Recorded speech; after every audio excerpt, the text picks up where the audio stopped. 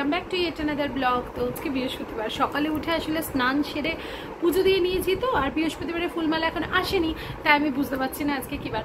আর এখন বাজে হচ্ছে সকালে 8:30 নাগাদ। আমার কিন্তু পুজো দেয়া, গাছে জল দেয়া, স্নান করা সব হয়ে গেছে। তো এখন ব্রেকফাস্ট নিয়ে বসেছি, এরপরে কিন্তু রান্নাটাও সেরে নেব। সঙ্গে থাকবেন, পুরো ব্লগটা কিন্তু দেখবেন। তো ব্রেকফাস্টে রয়েছে শাঁকা পাউরুটি, ডিম ভাজা আর কিন্তু দুধ চা। আর টিভি দেখতে দেখতে চলুন তাহলে ব্রেকফাস্টটা সেরে ফেলি। এই দেখুন চিনি সোনা, আমরা এখন বেরাচ্ছি। চিনিকে দিতে যাব হচ্ছে কোচিংয়ে, তারপরে আমরা দুজনে মিলে একটা জায়গায় যাবো, একটা মন্দিরের সন্ধান দেবো আপনাদেরকে। চলুন তাহলে তাড়াতাড়ি যাওয়া যাক, এমনিতে লেট হয়ে গেছে। আর ওর ম্যাম দেখে কি জানেন তো, আমাদেরকে রোজ রোজ আমরা টাইমে ঢোকাই, ওখানে আরও যত স্টুডেন্টরা রয়েছে একজনও কেউ টাইমে ঢোকে না, বেরায়ও না। আমরা একদম পাঞ্চুয়াল, আর সেটা শুধুমাত্র এই লোকটার জন্য। এই লোকটার জন্য সব পাঞ্চুয়াল হয়। হ্যাঁ, ও সব কিছু টাইমে পছন্দ। চলুন তাহলে চলে যখনই আসবেন তখনই ডিসকাউন্ট দেবো আমি।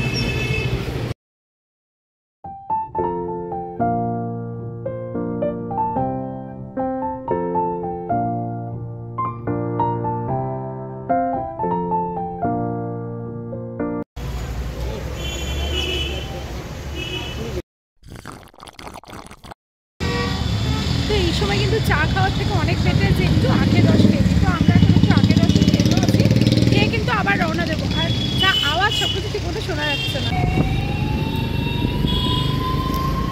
চিনিকে কোচিংয়ে দিয়ে সৌমেন আর আমি ডিসাইড করেছি আজকে কোনো একটা মন্দিরে যাব। প্রথমে ঠিক করলাম আমরা পরেশনাথ মন্দিরে যাব, গুগলে সেটাও লিখলাম। তবে যে ভুল আমি করেছি আপনারা কিন্তু করবেন না। পরেশনাথ মন্দির, পরেশনাথ টেম্পল, গুগলে এই দুটো দেখাবে। আমি পরেশনাথ মন্দির দিয়েছিলাম লোকেশানে, আমাকে নিয়ে গিয়ে হেদুয়া পার্কে তুলেছে। তো এই কারণে আর ব্যাক করলাম না। হেদুয়া পার্কের কাছেই আমি জানি ভূতনাথ মন্দির আছে। তো সৌমেনকে আমি বললাম চলো না তাহলে ভূতনাথ মন্দিরে চলে যাই। ও কিন্তু এক বাক্যে রাজি, কারণ ওরও কিন্তু ওটা ভীষণ পছন্দ। বিয়ের আগেও বন্ধুদের সাথে ওখানে কিন্তু অনেক আসতো। তাই আমরা কিন্তু রওনা দিলাম ভূতনাথ মন্দিরের উদ্দেশ্যে। বলে না, যেদিন যেখানে কপালে যা লেখা আছে সেটাই কিন্তু হবে। পরেশনাথ মন্দির না হয় অন্য একদিন যাব।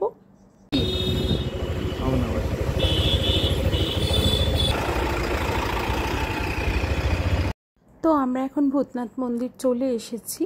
এই দিকটাতে পার্কিং করে দেবো। ভূতনাথ মন্দির যাওয়ার আগে তার সম্পর্কে একটু কিছু তথ্য আপনাদেরকে আমি দিয়ে দিচ্ছি, আর অ্যাড্রেসটা কিন্তু পজ করে একটু দেখে নেবেন।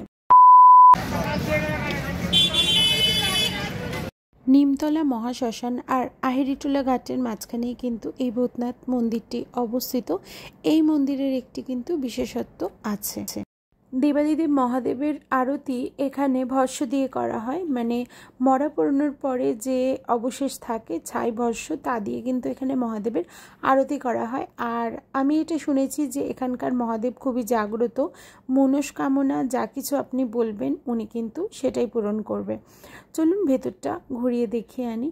ভেতরে ঢুকেছিলাম কিন্তু ভেতরে ক্যামেরা অ্যালাউ না। আমি যদিও সেটা জানতাম না, কিছুক্ষণ আপনাদের জন্য ভিডিও করার পরে কিন্তু আমাকে মন্দিরে একজন এসে বলল যে ম্যাডাম ভিডিও করা যাবে না। আমি তৎক্ষণাৎ কিন্তু ভিডিওটা বন্ধ করে দিয়েছি।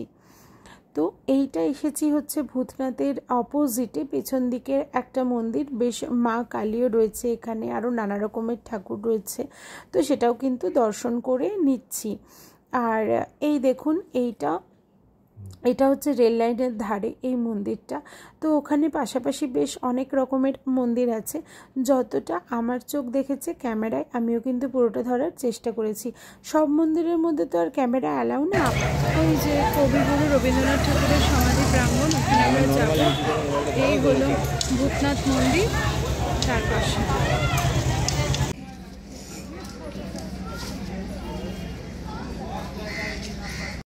রবীন্দ্রনাথ ঠাকুরের স্মৃতি বিজড়িত এই স্থান আসলে কিন্তু মনটা ভারাক্রান্ত হয়ে যায়। তবে এখানে একটা পড়ন্ত বিকেলে এসে সময় কাটাতে কিন্তু বেশ লাগবে। সামনেই নদী, আর এখানে এই সমাধিস্থলটা আলাদাই যেন একটা মাত্রা এনে দিচ্ছে, জানেন তো, মন কেমন উদাস হয়ে যাচ্ছে। আর এখানে দেখছিলাম প্রচুর লোক এসেছে। আসলে জায়গাটা এত সুন্দর আর এত ক্লিন অ্যান্ড ক্লিয়ার যে আপনার এমনিই মনে হবে এখানে এসে দুদণ্ড একটু বসে থাকি, একটু শান্তির নিঃশ্বাস নিই। আর সামনে দেখুন এই নদীটা দেখা যাচ্ছে, আমাদের এই চিরাচরিত চিরপরিচিত মা গঙ্গা। কত যে সুন্দর লাগছে বলে বোঝানোর না। আজকের বিকেলটা কিন্তু ভালোই কাটলো। এরম একটা বিকেলে আপনারাও চলে আসবেন, ঘুরে যাবেন।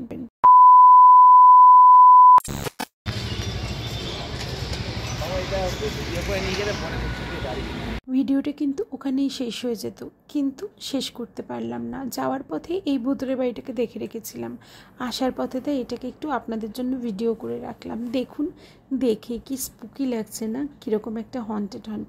পুতুল বাড়ির নাম আমি শুনেছিলাম, এটার আমি নাম শুনিনি, এটা কি জানি না, বাট দেখুন কি অদ্ভুত লাগছে না জায়গাটা, সত্যি কথা। কিন্তু লাস্টে ভূতনাথ বাবার একটা ছবি দিয়ে কিন্তু ভিডিওটা শেষ করলাম। সবাই খুব ভালো থাকবেন, চ্যানেলটা সাবস্ক্রাইব করে দেবেন।